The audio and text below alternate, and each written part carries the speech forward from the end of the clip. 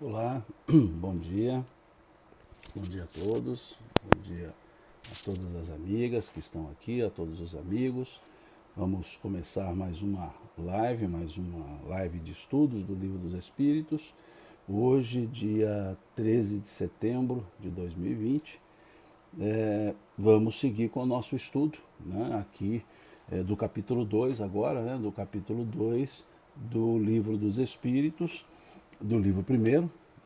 E aqui é o tópico elementos gerais do universo. Então vamos começar o nosso estudo, né, desenvolver alguns raciocínios, né, como nós sempre fazemos nos nossos estudos, agradecendo a vocês, né, por acompanhar, né, por fazer parte, por estudarem comigo, né, já que estamos estudando juntos. Né. Essa é a ideia desse nosso estudo, que fazemos às quartas-feiras, a partir dessa próxima semana, às quartas-feiras e aos domingos. Né. Então, muito obrigado pela presença de vocês, muito obrigado por dividir comigo esse estudo, né? esse momento de estudo. Muito obrigado mesmo, tá? E agradeço já de antemão as felicitações aqui pelo meu aniversário, né? De fato, hoje é o meu aniversário e agradeço a vocês por essas manifestações de carinho, né? Muito obrigado mesmo, que Deus abençoe a todos vocês. Parece que alguém disse aqui que está sem som. Alguém poderia confirmar para mim? Foi a Terezinha que disse que está sem som. Talvez seja só no caso dela ou todos estão com problema de som. Só confirmar, por gentileza. Sem áudio. Tá, deixa eu ver como é que eu vou fazer aqui então, tá? Ah, não, o som tá ok. Estão confirmando aqui que o som tá ok. Então deve ser algum problema na recepção de alguns aí. O som está baixo, foi dizendo aqui. Deixa eu tentar ver se tem como aumentar esse som aqui. Só um segundinho. Deixa-me ver para eu não perder a conexão. Só um pouquinho. Ok. Creio que está no tamanho bom, né? Eu pus no volume mais alto aqui possível do Instagram. E eu vou ajustar o do Face também. Só um segundo. Ok. Acho que agora deu certo. Tá certo? Então vamos estudar, né? Vamos continuar nosso estudo. Né? Muito obrigado pela presença de vocês. Sejam todos bem-vindos, sejam todas bem-vindas. Com muita alegria nós vamos então seguir com o nosso estudo, tá? Mais uma vez, muito obrigado pelas felicitações do meu aniversário. Obrigado mesmo, tá? Bom, na última live nós conversamos sobre a questão 17, né? Nós começamos a questão 17, questão 18. Vamos retomar, né, rapidamente nessas duas questões e seguimos, né, com esse tópico que é o conhecimento do princípio das coisas, depois espírito e matéria. Né? É um tópico em que Kardec faz o estudo, dentro ainda do livro primeiro, sobre as causas primeiras. Então estudamos sobre Deus, e aqui a proposta seguinte do capítulo 2 é estudar o que Kardec chamou de elementos gerais do universo. Nós temos que observar, né, levar em conta que aqui é um diálogo, é uma sequência de perguntas que Kardec faz aos espíritos, mas dentro de um conceito de, por assim dizer, ciência do século XIX, da segunda metade do século XIX. Então, as perguntas se dão nesse contexto, né, no contexto daquele nível de conhecimento que se tinha no século XIX. E os espíritos várias vezes disseram, nós já vimos isso aqui, que eles respeitam, né, que eles respeitam o nível de conhecimento da época determinada. Né? Então, lógico que eles os espíritos não antecipam conhecimentos. Eles vão trabalhando a partir do conhecimento verificado pelas pessoas naquela época. Né? Então, eu faço essa observação porque nós precisamos trabalhar com as questões que foram trabalhadas por Kardec no contexto da segunda metade do século XIX, ok? Bom, então aqui na questão 17, que nós já vimos na live passada, mas só para retomar, né?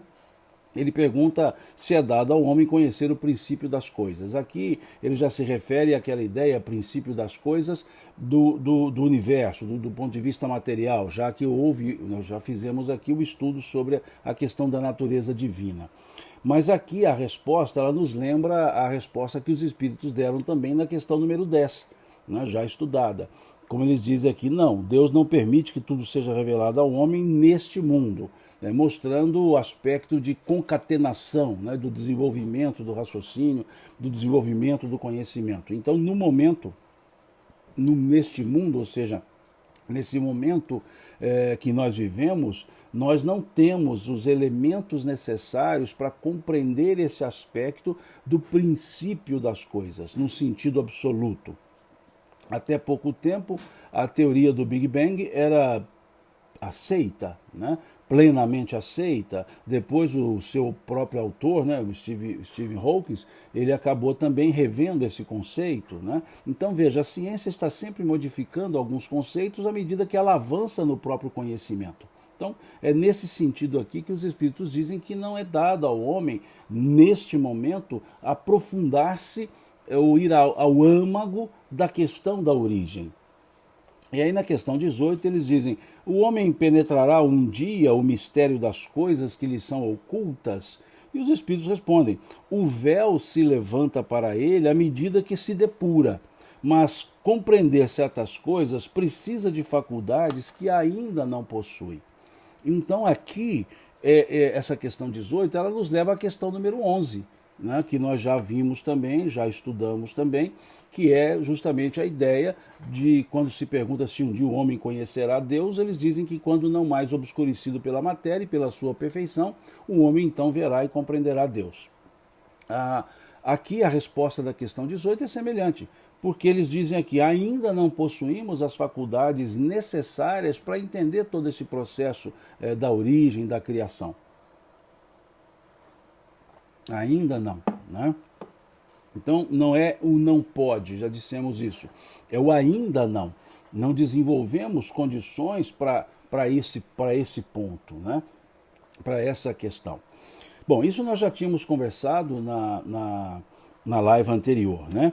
Então nós vamos seguir, e aqui na questão 19 pergunta-se o seguinte: não pode o homem, pelas investigações científicas, penetrar alguns dos segredos da natureza?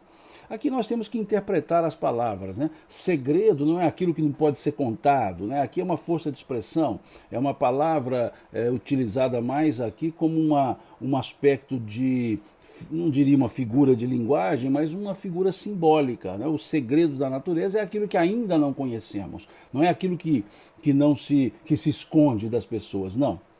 Então, nesse caso, os espíritos respondem, a ciência lhe foi dada para seu adiantamento em todas as coisas, mas ele não pode ultrapassar os limites fixados por Deus. Aqui também é uma outra questão que nós temos que avaliar, limites fixados por Deus. Não é no sentido de limites que Deus estabeleceu em caráter proibitivo. Não, nós já falamos algo semelhante aqui em outras lives. Não é o aspecto proibitivo, é o aspecto de um limite cujo nosso nível evolutivo não é suficiente para poder ultrapassar. Não temos as condições para ultrapassar esses, por assim dizer, limites estabelecidos por Deus. Não é limite proibitivo, não é do tipo você não pode saber, não. É do tipo você não consegue ainda saber.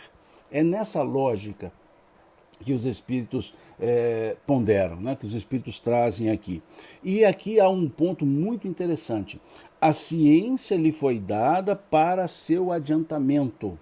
A ciência lhe foi dada para seu adiantamento, mostrando-nos que o conhecimento científico é parte da lei de Deus, mostrando-nos que o avanço da ciência, as conquistas da ciência são também da lei de Deus. Que a ciência não é a antagonista de Deus. Podem ciência e institutos ou instituições religiosas se dissociarem por doutrinas, mas ciência e fé não se excluem. Falamos isso aqui na última live. Ciência e fé não se excluem. Elas não são mutuamente excludentes. Ciência e fé são duas formas, são duas asas da evolução humana. Porque aquela ideia de fé, não no aspecto de religião, instituição religiosa. Fé no sentido de conhecimentos, de sentimentos, de buscas que transcendem as questões palpáveis, visíveis, percebidas. São elementos que nos levam para uma transcendência que é no campo, não diria etéreo, não no campo da ilusão, mas no campo extrasensorial. A fé é algo do mundo extrasensorial. A fé ela é do campo da paranormalidade material, ou seja, além desses aspectos. É aquele conhecimento, aquele sentimento, aquela sensação, que Emmanuel resolveu chamá-la de certeza, né? Certeza em Deus, né? Que eu gosto muito da definição que Emmanuel nos traz sobre fé. Eu sempre digo aqui, desculpe-me se porventura me faço repetitivo nesse sentido, mas é a resposta que Emmanuel nos dá na questão 354 do livro O Consolador. Que ele diz que ter fé é guardar no coração a luminosa certeza em Deus, certeza que ultrapassa os limites das crenças religiosas. Então, eu gosto muito dessa definição pelo aspecto adjetivista que ele coloca, dizendo luminosa certeza, porque a fé ela é do campo da iluminação, ela é do campo interior, ela é, mineiramente falando, ela é um trem, né? Um trem que a gente desenvolve, é do campo íntimo, é do campo da satisfação interior, né? Daquela satisfação interior. Então ela é um campo, é um nível, é uma forma de conhecimento. Né? É a questão 354 do livro Consolador. Então é esse campo. E a ciência é um outro campo, né? É um outro aspecto de conhecimento palpável, conhecimento mensurável, conhecimento tangível. É esse aspecto. A fé ela é revestida de uma intangibilidade. A ciência ela é revestida de tangibilidade. Ela busca ser tangível, ela quer ser tangível, ela quer ser medida, ela quer ser apreciada, percebida. Então, é da natureza da ciência isso. É da natureza da ciência a experimentação. Né? Então, é natureza da fé sentir. Então, as duas, fé e ciência, não são mutuamente excludentes, elas são de Deus. As duas. Como está aqui, a ciência lhe foi dada para o seu adiantamento em todas as coisas, até no campo da fé.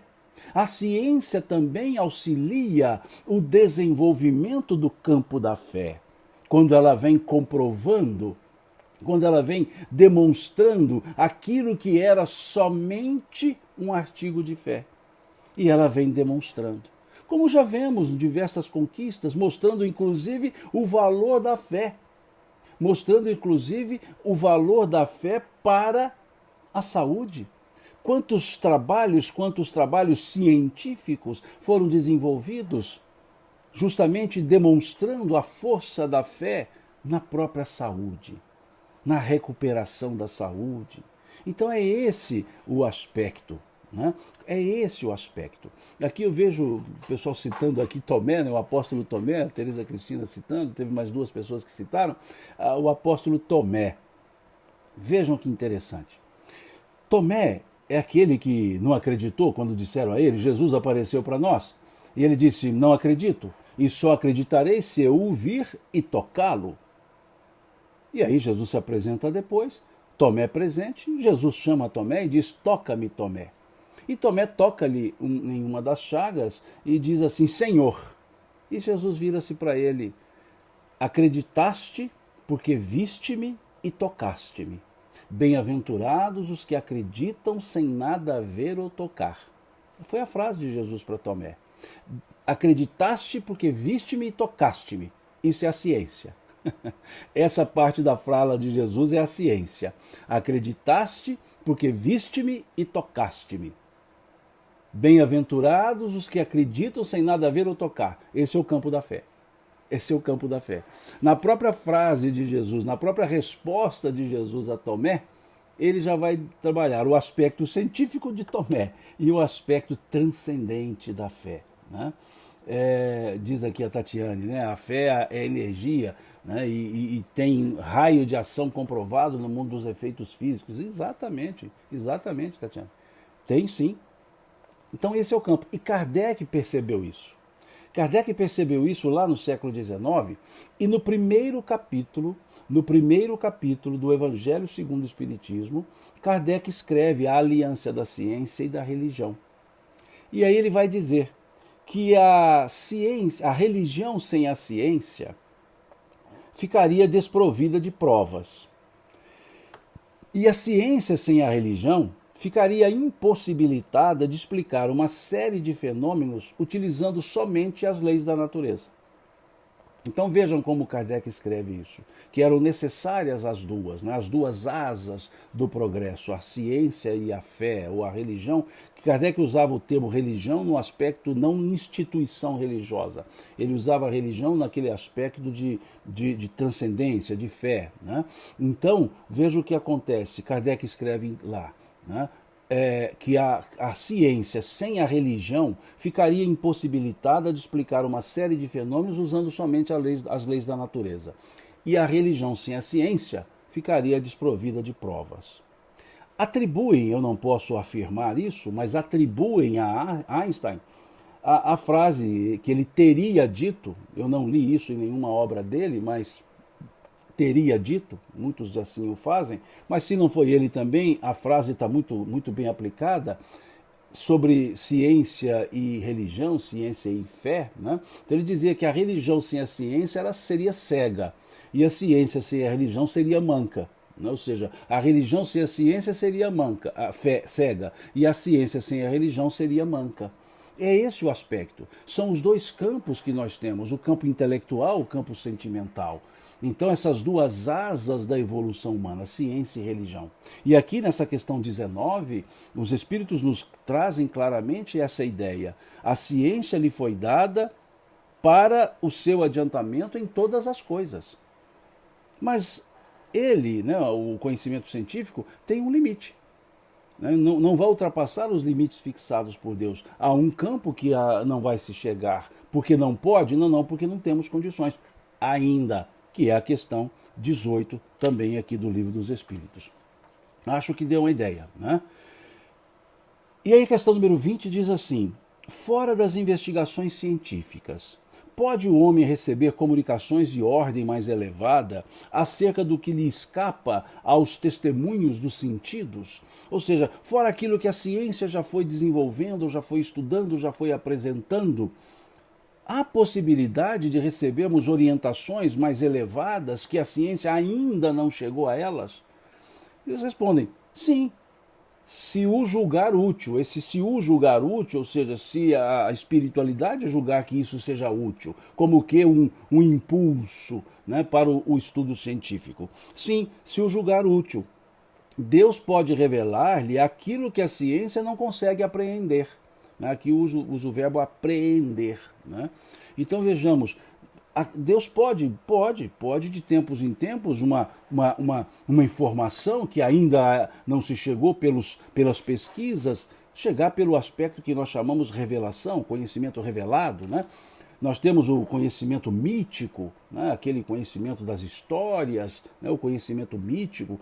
Temos o conhecimento filosófico da perquirição, temos o conhecimento científico da experimentação, temos o conhecimento empírico, que é o fazer-desfazer, temos o conhecimento revelado, que é esse que se nos chega pela a espiritualidade, pelo campo da espiritualidade, pelo campo da fé, que nós chamamos então de conhecimento revelado. Né? E é esse ponto que está aqui na questão número 20, o conhecimento revelado, né? Que muitas vezes nos chegam como conhecimento do mundo espiritual. o conhecimento do mundo espiritual. Ele nos chegou pelo processo de conhecimento revelado. Por isso, Kardec propõe, no primeiro capítulo do livro A Gênese, Kardec propõe as 3 revelações, ou seja, 3 momentos de conhecimentos revelados: Moisés, Jesus e o Espiritismo. Conhecimentos revelados. E o que nos foi revelado em termos de conhecimentos científicos? A realidade do mundo espiritual. Moisés, ele nos trouxe um ponto fundamental, ele nos trouxe a ideia forte, concisa, fundamentada do Deus único, dentre várias outras coisas. Mas o que ele traz de essencial é um Deus único com suas leis, um Deus legislador. Não era mais aquele senhor, né, característico de Abraão e outros. Não, ele já trouxe uma ideia, uma estrutura para Deus. E não falou nada desse mundo de Deus, não falou nada de um mundo que transcendesse ao mundo material. Se olharmos a estrutura mosaica, nós não veremos em Moisés a fala de uma vida depois da vida. Moisés não trabalhava com essa ideia. A estrutura revelada por Moisés não trazia esse conceito. Tanto que, advindo de tudo isso, temos um grupo dos, por assim poderíamos chamá-los, né, de mais materialistas, os saduceus. Os saduceus que nada aceitavam que fosse além da vida material. E os demais, fariseus e outros, eles entendiam um sono eterno. Por quê? Porque Moisés não revelou nada. Ele disse Deus, nesse sentido, ele disse Deus com suas leis. E dava a entender que a relação com Deus, a relação justa com Deus, teria como recompensa elementos na própria vida material. Então é comum nós vermos a ideia de recompensa material, viver muito tempo, era o grande foco da recompensa, né? Viver longos dias, né? Na terra que o Senhor teu Deus te dará, né? Como a gente percebe lá no mandamento: honrarás teu pai e a tua mãe para que tenhas longos dias na terra que o Senhor teu Deus te dará.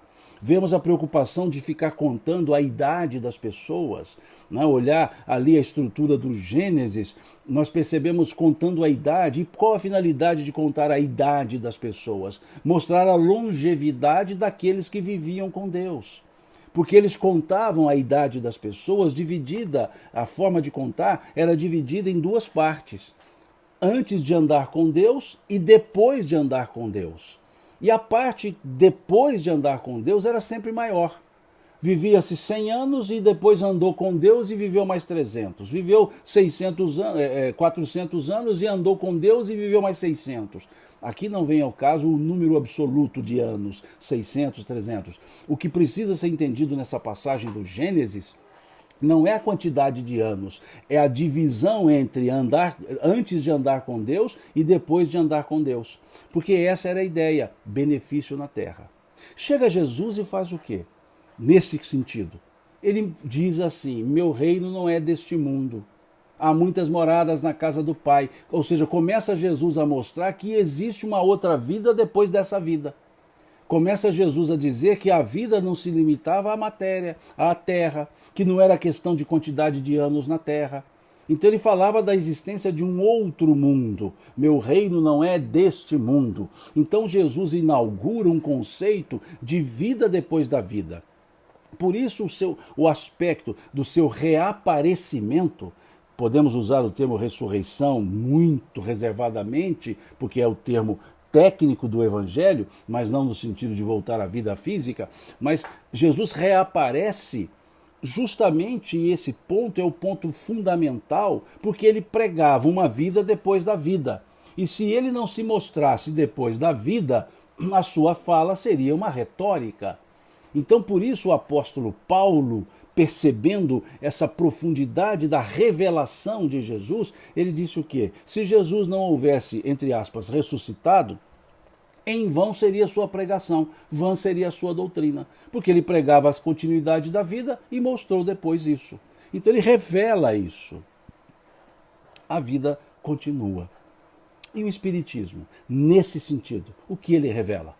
Jesus disse, meu reino não é deste mundo. Ele disse que existe outro mundo, mas não disse como é. esse outro mundo. Jesus não explicou como são as moradas da casa do Pai. Jesus não explicou como era esse mundo. Jesus não explicou que esses dois mundos se relacionavam. O mundo material, o mundo espiritual.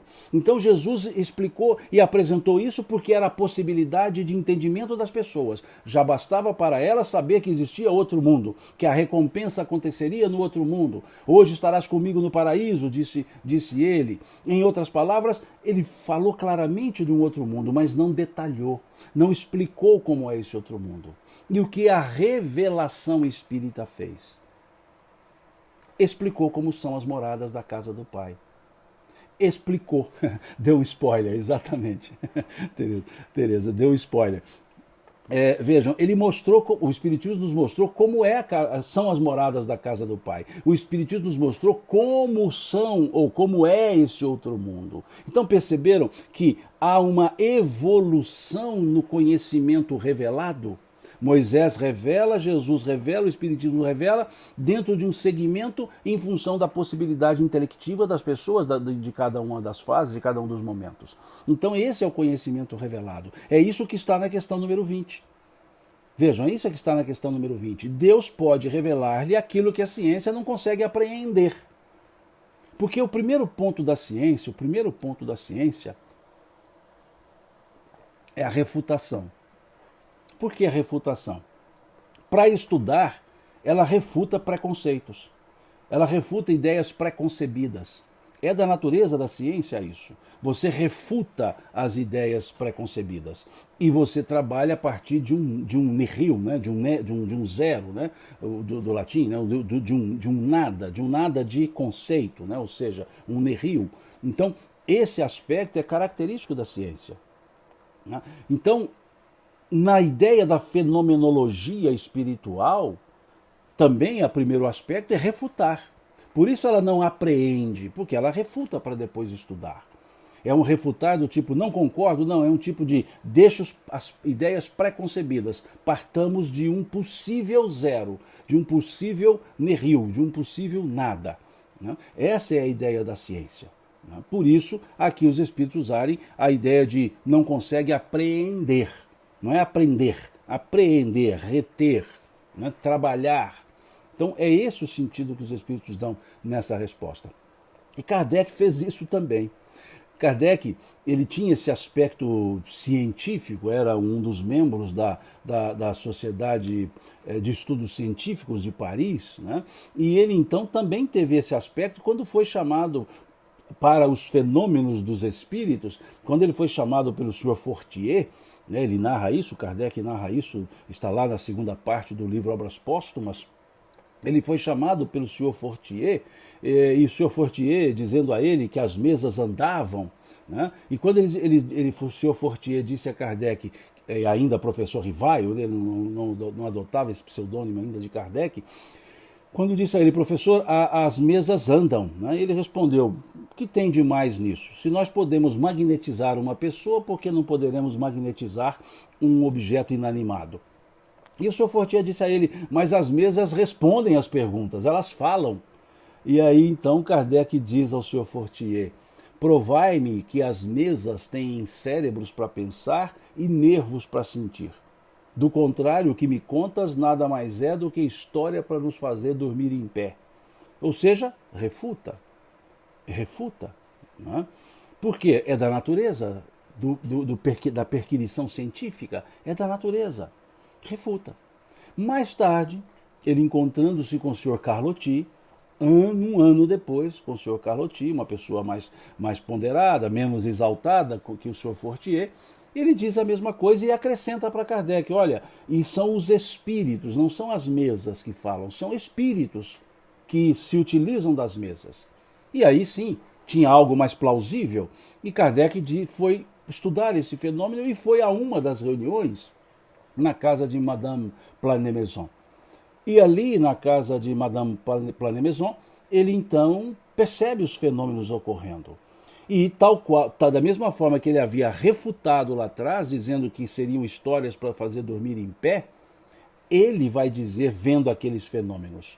Enquanto todos se divertiam com aparentes futilidades, eu entrevia naqueles fenômenos a manifestação de uma lei da natureza que a humanidade sequer sonhou conhecer, e me propus a estudá-la. Então veja o comentário de quem quer estudar, quer aprender. Primeiro ele tira o preconceito, a ideia preconcebida, depois ele vai estudar. Então essa foi a ideia que Kardec aplicou, por isso Kardec dá ao Espiritismo, e ele diz isso, um aspecto científico.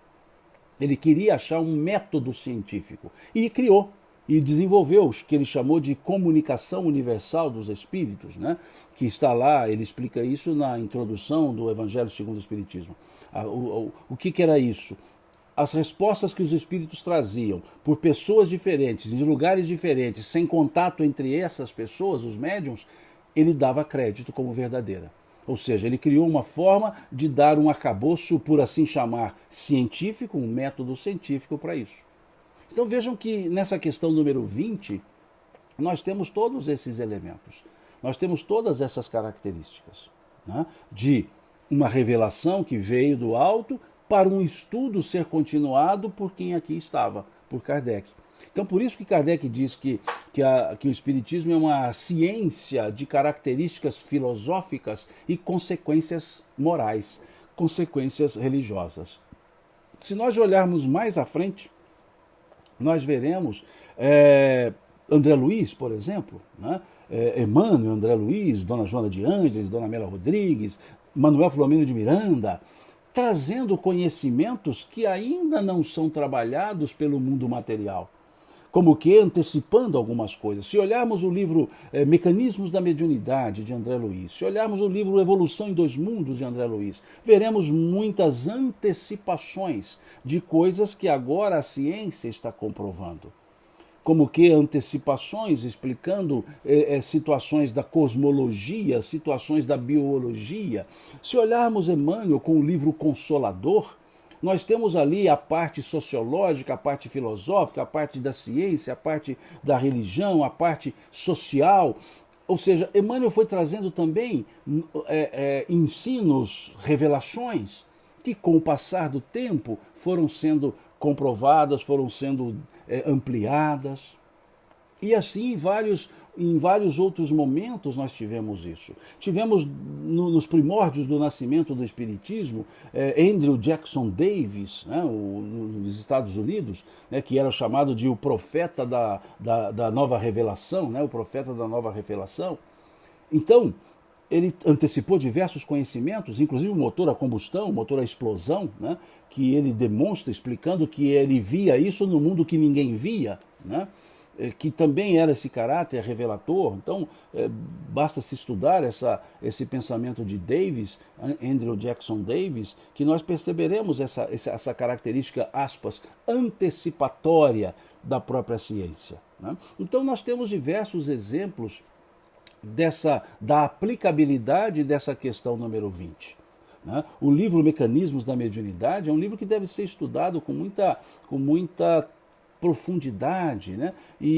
Porque é um livro muito interessante, ele traz conceitos para a mediunidade que são totalmente científicos, não são místicos, não são míticos, são científicos. Muitos dizem, é um livro difícil de ser estudado. Não, ele não é um livro difícil de ser estudado. Ele é um livro que traz conceitos científicos de aplicabilidade no uso da mediunidade, ou na própria mediunidade. Então, é um livro que deve sim ser estudado com muita atenção, né? E linká-lo, porque ele não afasta-se. O livro Mecanismos da Mediunidade não se afasta 1 milímetro do Livro dos Médiuns.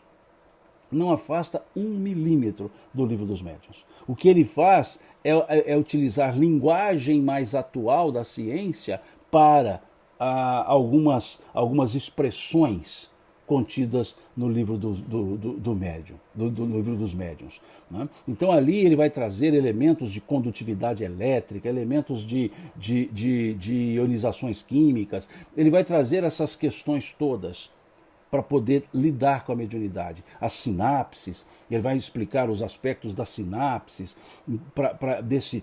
desse funcionamento do canal da mediunidade. Né? Tatiana diz aqui, vou até reler, é uma sugestão que eu dou a todos que releiam essa obra, né? Mecanismos da mediunidade, onde ele fala da descompensação vibratória, o fenômeno do desdobramento, ele explicando a descompensação vibratória, explicando o porquê da mediunidade nas fases infantis, na fase da senectude, né, na fase da idade mais avançada. Ele explica o mecanismo da descompensação vibratória, das ondas. Perfeito, é um livro que vale a pena ser estudado.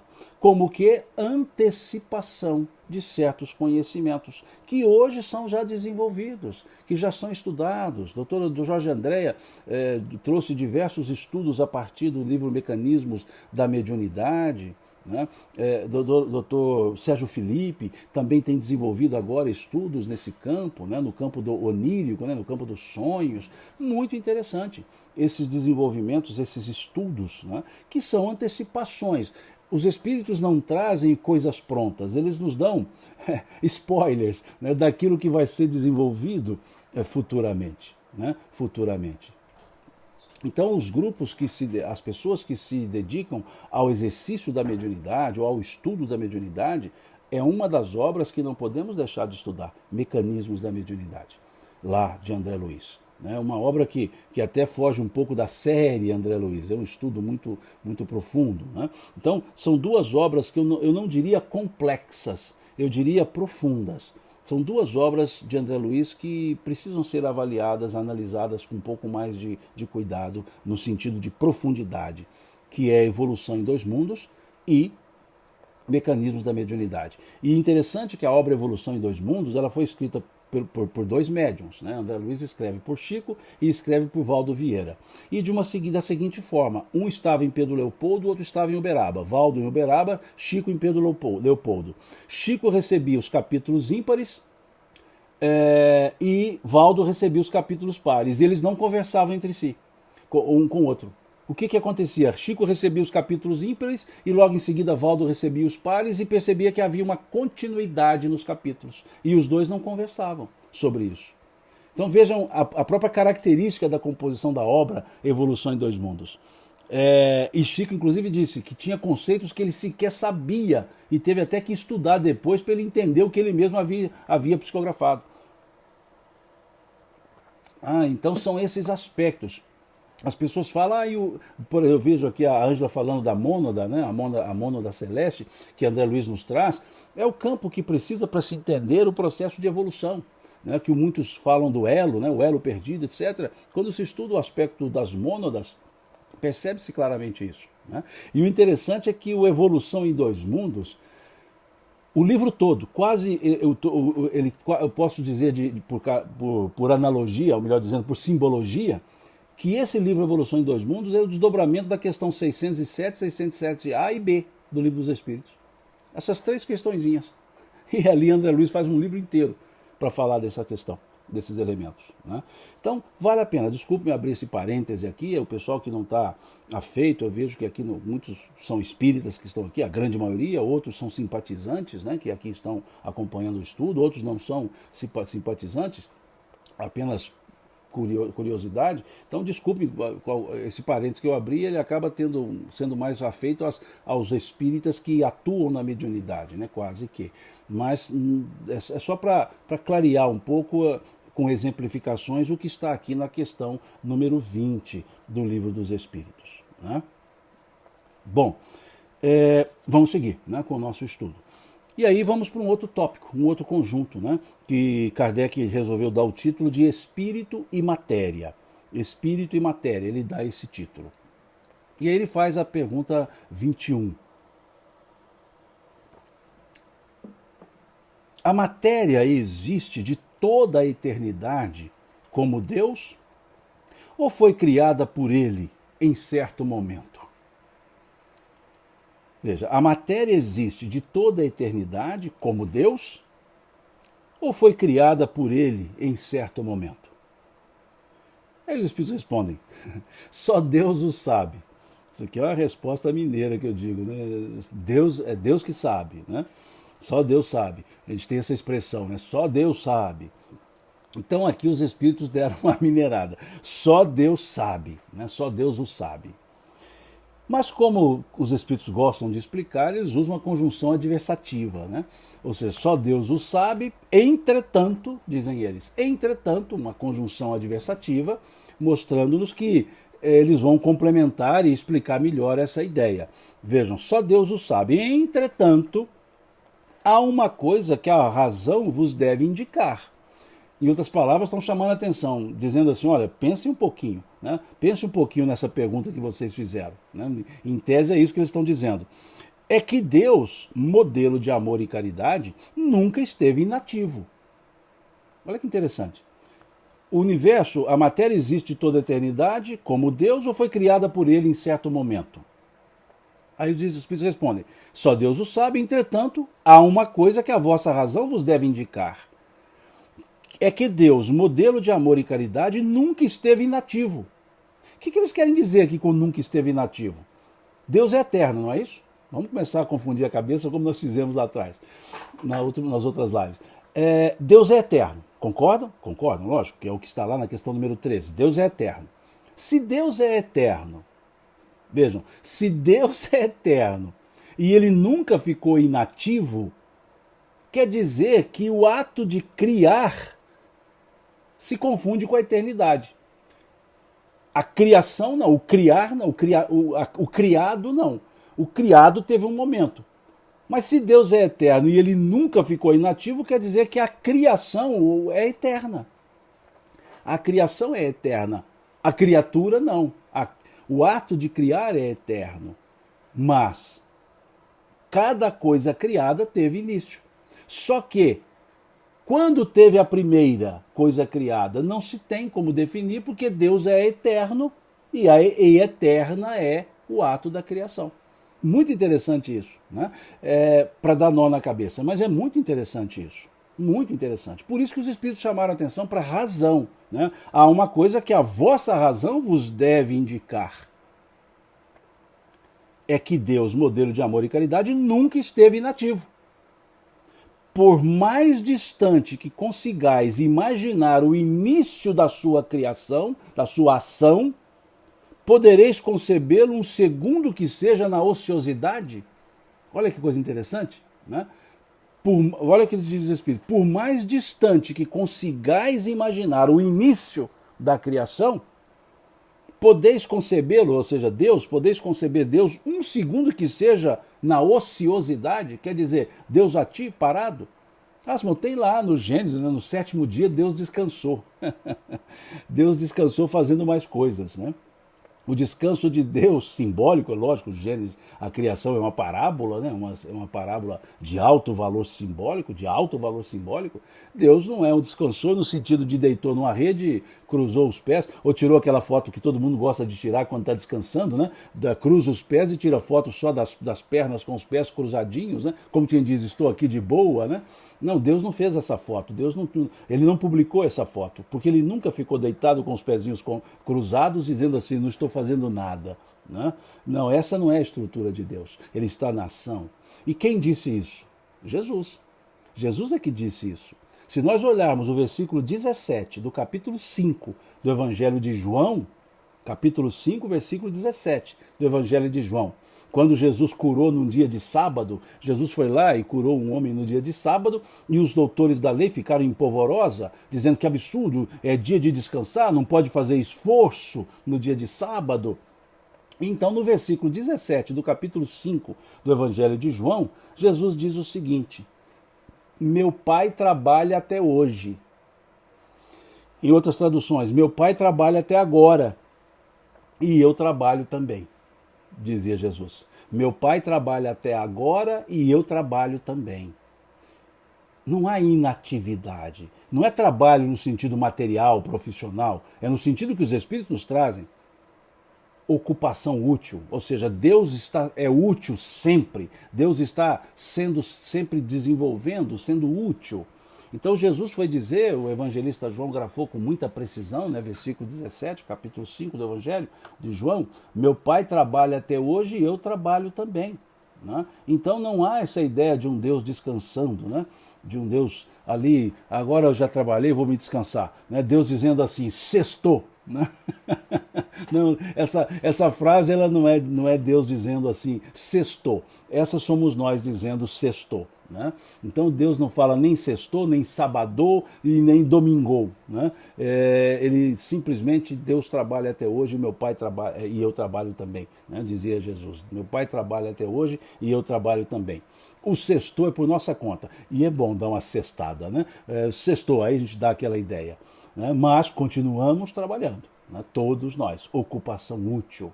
Né? E aquilo que se faz com alegria nunca será um trabalho no sentido material que se dá essa palavra.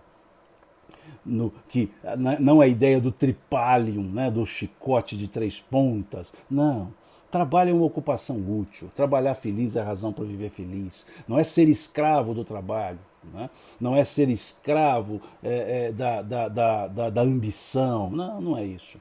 Mas é o trabalho no sentido de ser útil, mudar de atividade, fazer outra coisa, mas sempre, sempre no sentido de ser útil. Talvez é a grande pergunta que nós temos que nos fazer. Se nós estamos sendo úteis. Úteis para nós mesmos, úteis para as pessoas. E não interessa o grau de utilidade, porque não existe grau de utilidade. Existe utilidade. Só isso. Utilidade. Ah, mas quando morrer a gente vai descansar. Vai trabalhar bastante, vai trabalhar muito bem, né? Pelo contrário, é aí que vai ter uma vontade danada, né? Mineiramente falando, uma vontade danada de trabalhar. Né? E vai dizer assim, nossa, como eu fui ocioso. Né? Então é aí que nós percebemos claramente esse aspecto. Né? É esse o sentido da palavra trabalhar. Né? Ociosidade. A ociosidade é uma das causas do desgosto pela vida. Questão 943 do Livro dos Espíritos. Bom, estamos com o livro aberto aqui, é fácil, né? Vamos olhar lá. Questão 943, acho eu, do Livro dos Espíritos. Vamos dar uma olhadinha aqui por garantia. Já que estamos com o livro aberto, não custa nada a gente dar um pulinho lá. Exatamente, questão 943 do Livro dos Espíritos. De onde vem o desgosto pela vida que se apodera de certos indivíduos sem motivos aparentes? Efeito da ociosidade, da falta de fé e muitas vezes da saciedade. E continua a resposta. Né? Continua, que é uma resposta muito grande, e nós já até trabalhamos essa resposta. A ociosidade, a procrastinação, né, que diz a Márcia aqui, procrastinar, né, mineiramente falando, empurrar com a barriga, né? No meu caso até eu tenho barriga para empurrar, mas vejam, a gente diz mineiramente aqui, empurrar com a barriga, procrastinar, né? Uma procrastinação. A ociosidade não combina, né, com nenhum ser, né, ainda mais com Deus. Então eles estão dizendo aqui, Deus nunca foi ocioso. Se ele nunca foi ocioso, e se ele é eterno, veja, não é ocioso e é eterno, desde a eternidade a criação acontece. Desde a eternidade a criação acontece. É esse o aspecto. Né? É esse o aspecto. Né? Desde a eternidade a criação acontece. É o que está sendo colocado aqui na questão 21. E a mesma coisa nós vemos na questão 80. Né? A mesma coisa nós vemos na questão 80 do Livro dos Espíritos. Né? A Natália faz aqui, esse ato de criação inclui espíritos, questão 80 do Livro dos Espíritos. Vamos dar uma lidazinha nessa questão 80 do Livro dos Espíritos, Natália? Olha o que diz aqui na questão 80 do Livro dos Espíritos. A criação dos espíritos é permanente ou só ocorreu na origem dos tempos? E eles respondem, é permanente, isto é, Deus jamais deixou de criar. Veja, ponto. A Camila pergunta aqui, a questão 943, Camila. Então veja essa questão 80 aqui, que coisa mais legal. Né? A criação dos espíritos é permanente ou só ocorreu na origem dos tempos? E os espíritos respondem, é permanente, isto é, Deus jamais deixou de criar. Então, continuam sendo criados espíritos? Sim, continuam. Continuam. Deus um dia deixou de criar? Não, não deixou. Questão 80 do Livro dos Espíritos. Então nós podemos associar a questão 21 e a questão 80 do Livro dos Espíritos. Né? Eu acho legal isso aqui. O Livro dos Espíritos ele tem É muito legal. Eu sou suspeito, porque eu sou assim um apaixonado pelo livro dos Espíritos, né? Pelo estudo do livro dos Espíritos. Sou um apaixonado. Eu acho que a gente tem respostas para as perguntas que nós fazemos no dia a dia. Está tudo aqui. Né?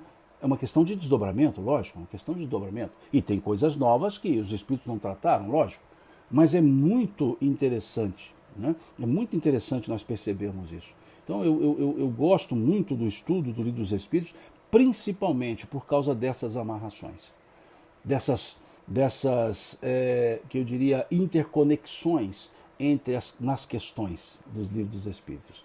Você trabalha uma questão, ela se relaciona com o outro, conecta-se com o outro, né? Então, são esses pontos, né? A gente precisa, né? Esse aspecto, né? A Teresa diz aqui, isso é consolador para mim, tão cheia de defeitos, pode ter sido criada recentemente. Teresa, eu desconfio que não, sabe? Sabe por quê? A criação dos espíritos, depois na questão 607, nós vamos ver isso, a gente é criado simples e ignorantes, e aí, nós vamos ver a questão 23 aqui também, são como princípio inteligente, e para a gente estar nesse nível que está hoje, evolutivo, errando muito, que eu também estou nessa turma, né? Eu sou da turma que erra, eu sou da turma que cai também, né? Sou da turma que patina para levantar. A gente já está há um tempinho criado, sabe? Já faz um tempinho. Então me desculpe por ter magoado você, viu, Tereza? Mas não é isso, não. E aí é algo interessante também. A gente fica escondendo, não querendo contar as idades, né? A Tatiana diz aqui, o Espírito Simão que está mais velho hoje, de fato, né? Hoje eu estou mais velhinho. É mais velho mesmo a palavra, né? Não é menos jovem mais, é mais velho, concordo com você. Eu estou fazendo meus 56 anos hoje, né?